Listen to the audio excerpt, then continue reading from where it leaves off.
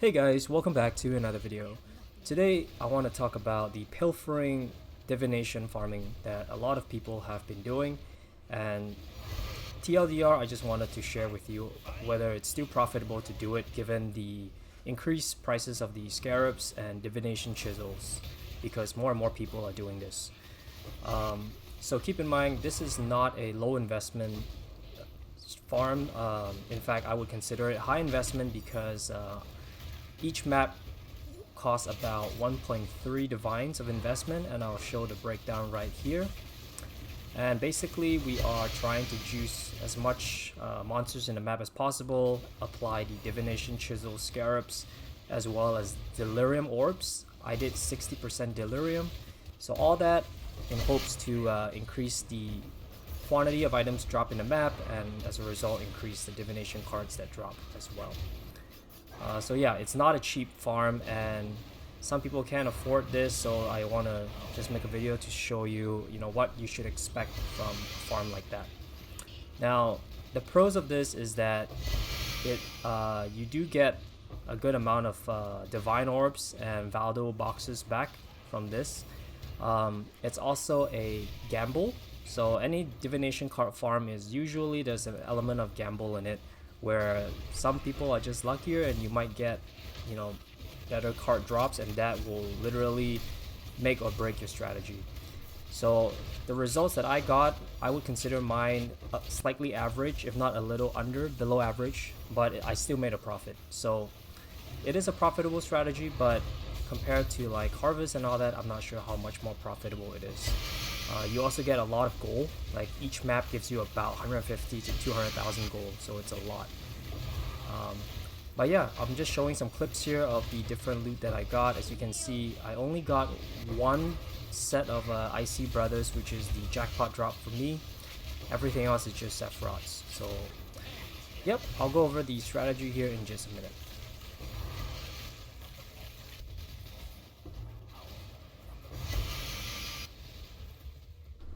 Alright, let's jump right in. So first things first, we are running canyon maps where I'm scrying cards from Ivory Temple, targeting IC Brothers and the Sephiroth. A lot of people are also doing the Default Cathedral, which I believe is right here, since it has the Apothecary Mage Blood card. I think I might try this next because if you just drop a pair of that, you pretty much break even your profit right away, although you might need to run a lot more maps. But I am currently doing Ivory Temple, and the results here are based on this. And as for the scarabs that we're running, I'm doing 2 Divination Scarab of Plenty, because these ones here, they spawn a bunch of these chaos zapping mobs that drop a lot more divination cards. Breach Scarabs, Monstrous Lineage, as well as Pilfering. Pilfering are the most expensive ones. They go for, let's see, Pilfering, at the time of recording, they're about 30 chaos each, so this is the most expensive one. I've tried to play around with swapping out Lineage with Wisp, and I noticed that for maps where you don't have the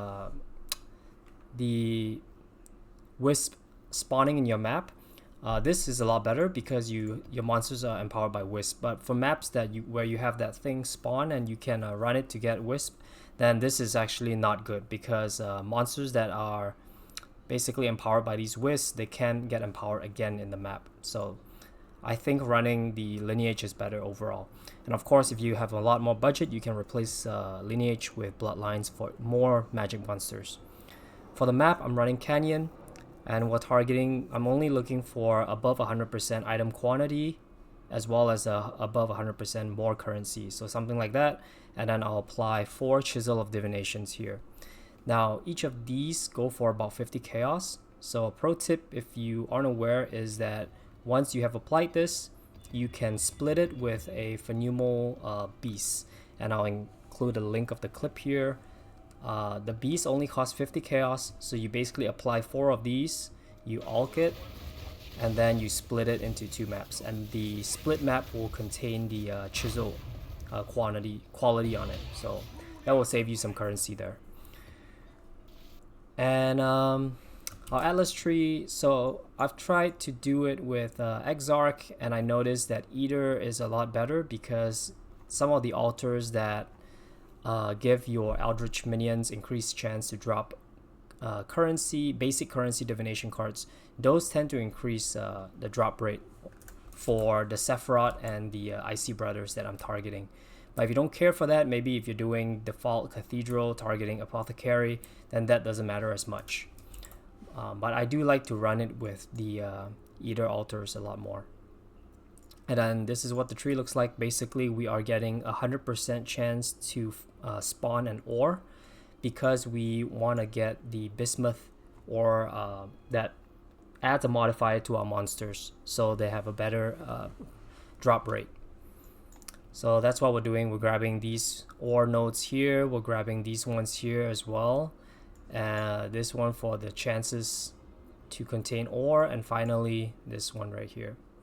And then we're getting all the explicit modifiers to just juice the map as much as we can. So everything here, all the increased item quantity wheel right here, and then finally Beyond. So Beyond, it's because of this node here, Swarming Hive. It pairs really well with Endless Tide, where your Beyond monsters drop div cards, and the div cards has a chance of it containing a div card that you want.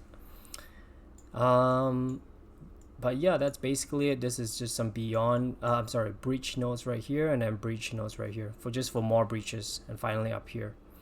And once again, I always like to grab these just because I've talked about it in my previous videos.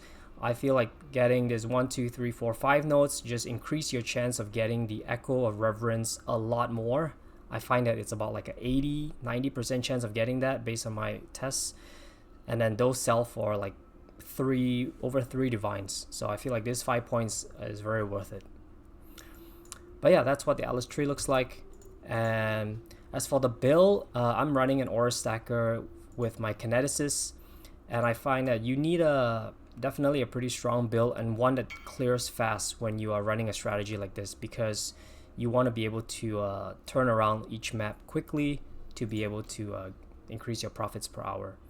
And then just to showcase the currency that I got from 30 maps of this test, this is the tab here. I mainly just counted stuff that are high value, so I don't count Chaos Orbs, I don't count everything else. It's only Divines, and then we got 2 full sets of Sephiroths here.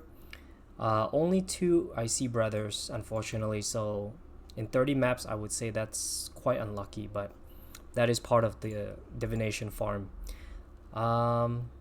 Storm Shroud, which goes for 2 Divines, Containment here, and then Awakening, and then 9 Valdo boxes. So I'm going to include a screenshot here of the total profit. It's about like 60 div, and we invested about 40, so that's about 20 net divs, and it took me about 2 hours or 3 hours to run. So it's not a lot, and again, it's because if I just drop another set of this, your profit increases drastically. So it's a bit of a gamble. But yeah, hopefully this video helps you out. If you have any questions, let me know in the comment section below. At this point, with the current prices of the chisels, as well as the Pilfering Scarabs and the Split Beasts, I don't know if I'll recommend this strategy enough. But however, if you want to take the gamble, feel free to do it. I would recommend doing it with probably the default Cathedral for the Mage Blood card. I think that would be a lot more worth it if you drop it. So yeah, hopefully this video helps you out. I'll see you guys in the next one. Bye.